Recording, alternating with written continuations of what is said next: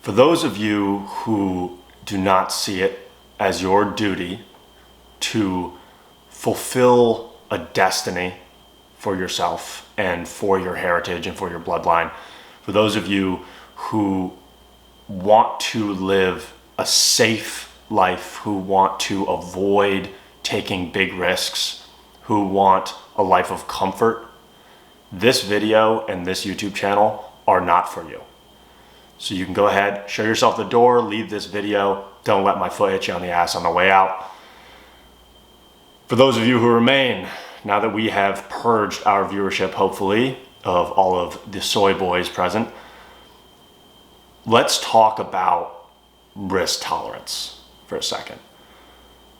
I do believe that risk tolerance is something that is partially due to genetic predispositions. However, I do not believe it to be fixed. I believe that any man with the willingness to endure a certain level of trials, tribulations, suffering, etc., is capable of increasing their risk tolerance.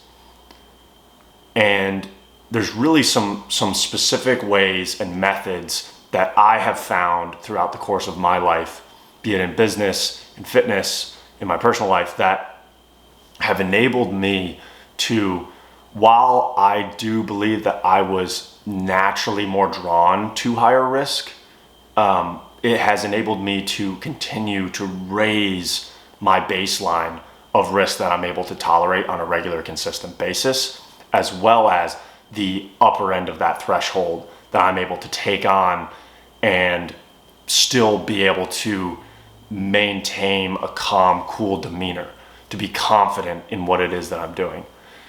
And so I'm going to walk you guys through a couple of the strategies, the actual implementable ways that I have found over the years to increase my risk tolerance.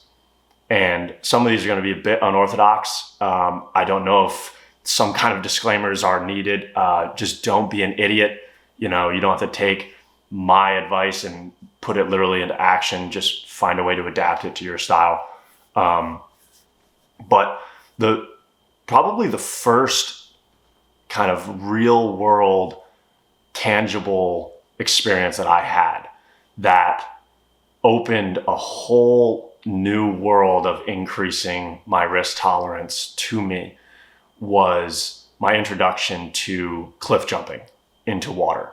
When I believe I was in high school. So when I was a young man, some friends of mine and I went to this nearby cliff jumping spot where I grew up, and we were kind of jumping at the highest spot that you could jump off into water there. And, I started jumping there, and I really kind of was like, oh, this is fun. I'm getting a little bit of a rush. Like I said, I'm naturally inclined to do stuff like that and enjoy things like that. But regardless, I'm getting a little bit of a rush, and we're having a good time, and I'm kind of almost getting comfortable with it. We're just jumping, climb back up the rocks, jump again, climb back up the rocks, jump again. And then some older kids show up, and they come down, they're jumping for a little bit with us. And one of them goes, hey, have you guys jumped the other hole just up the road? It's like 3 times the height of the highest one at this spot that we're at. And we were like, no, let's go check it out. So we all jump in the cars, we drive up, we get there. And I remember walking up and being like, holy shit, like this is the real deal. Much higher than the highest spot we were jumping at the other location. And I remember getting there, and I'm sitting there, and I start feeling that feeling, in the pit of your stomach when you've got some fear boiling up. And I watched the one kid that invited us to come. He just waltzes up to it, and he just jumps like it's nothing. Like he had done it 100 times, and I could tell that he had. And so I watched him do it, and I remember saying to myself, it's go time. It's time to set a precedent. And of course, I wanted to show everyone else that I had the biggest balls in the group. And so I stepped up, and I took the jump. And it was this exhilarating experience. I fell absolutely in love with the actual regular, consistent act of cliff jumping into water at at that moment. And to me, there was so much beauty. And it was all about, once you got up to the edge, the true battle in your head in taking a risk or taking a leap is actually taking the leap. It is the first step that you have to take. So really just overcoming that fear is probably the greatest obstacle for a lot of you in conquering your fear or in increasing your risk tolerance. And so one other thing that I really learned through that is my 3-second method, which I kind of have let bleed into a lot of other facets of my life, including business, is when there's something hard or something challenging that I have to do. If there is something that scares me that I want to do, if there's something that has, like I said, risk associated with it, I will make my mind up as to whether or not I want to do it. And once I know I want to do it, I do a 3 count in my head. Okay, we're going to do it. 3, 2, 1, go.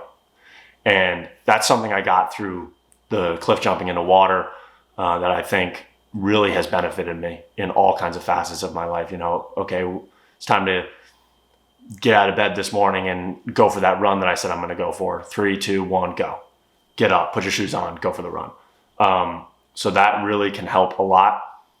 The second thing that really helped me a lot as far as increasing my risk tolerance was taking up poker during my years in college. So my first real exposure to playing poker was probably my sophomore year of college. And I had some buddies that were really into it. And I ended up actually getting very into poker. And the beauty of poker is, and I do not endorse luck-based gambling. I simply don't. But what I do promote is skill-based gambling. Poker, for any of you that know, or go ahead and do your research, is skill-based gambling.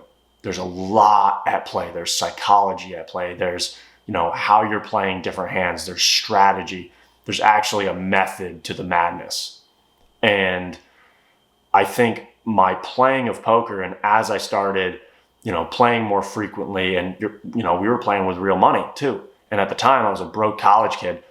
All I had was a little bit of money that I would save up when I was working, outside of school. And, that was all the money that I had. So a lot of times I was risking, a good percentage of what I had, or at least over the long span of time. And it really taught me to take risks. It taught me a lot about human psychology and those kinds of things, but that's a topic for another video. But overall, playing poker can really teach you a lot about risk tolerance, because if you do not keep your cool, if you do not learn to remain stoic in your demeanor almost, to not show your emotions even when you're in a high stress scenario or a high stakes situation, the other players at the table are going to be able to take advantage of that, and you're going to lose. So playing poker is another one. And then really lastly is just consistently taking risks. Like, they don't have to be massive risks. You can take risks that are in proportion to your current standings in life. The key is that you're actually taking some risk. So one thing that I would really suggest is take on an endeavor, a project, start a business. And if you don't have a lot of, let's say, financial means to risk, then putting your time in, your most valuable asset that you have, into this project, as opposed to putting it into other avenues of your life that I'm sure you want to put it into, that's going to arise a very similar feeling of risk, because that time is time that you're not going to be able to get back. You're going to feel like you're missing out on opportunities to go enjoy experiences with friends, family, etc. So if all that you have to risk is time, that's still something that you should be doing. You should find, like I said, a business, a project, an endeavor, and take it on, dump time into it, knowing that if you do not succeed, your time and effort was for nothing. Your blood, sweat, and tears was for nothing. And that can teach you a lot about risk in general, about dealing with fear, dealing with stress. Really just when I first got started with my social media marketing agency, a little over 5 years ago now, that was something that weighed on my brain constantly. I wasn't risking large sums of money because I didn't have money at the time, but I was risking a ton of my time that I knew that I was not going to get back. And while I might have the lessons along the way, the opportunity cost and what I was putting up to risk was experiences and moments in time that I could have shared with family, friends, etc. Something that I value to the utmost. And so just understanding that we all have something that we can risk, be it time, money, opportunity. You just have to risk something. You have to risk something over a long enough duration of time, let's say 3 months, make up your mind for how long you're going to go at it for, and accept the fact that you're not going to get that time back. So you better spend it well. You better put in the work, and you'd better succeed, because otherwise you'll end up with nothing to show for it and nothing but lost time, lost experiences, and potentially faded friendships, relationships, etc. So those are just some of the ways that I've gone about increasing my risk tolerance. Maybe some of them work for you. Maybe you can implement some of them. I'm sure not everybody has a sweet cliff jumping spot nearby, but you get the gist. You can implement some of these things. And the most important thing for you to remember is that the way that you increase your risk tolerance is by increasing your confidence in yourself as a man. In increasing your confidence in your ability to take a risk, to put something up, to risk something, and to come out the other end successful, to actually accomplish what it is that you set out to accomplish. That is how you increase your risk tolerance. My risk tolerance today is much higher than it was when I started, and I was naturally inclined to take risks. I felt that tendency from a very young age and always gravitated towards that. It's just in my DNA. But I am so much further along even now because I have taken risks. I have risked years of time, years of blood, sweat, and tears, years of effort, money that I nearly couldn't afford to lose. And yet, I played my cards right. I put in the work, and I proved to myself every single time that I don't take no for an answer. That I can risk a lot and come out on top. So now when I'm given opportunities to take intermediate to high level risks, I'm ready for it. I know what's involved. I know what's entailed.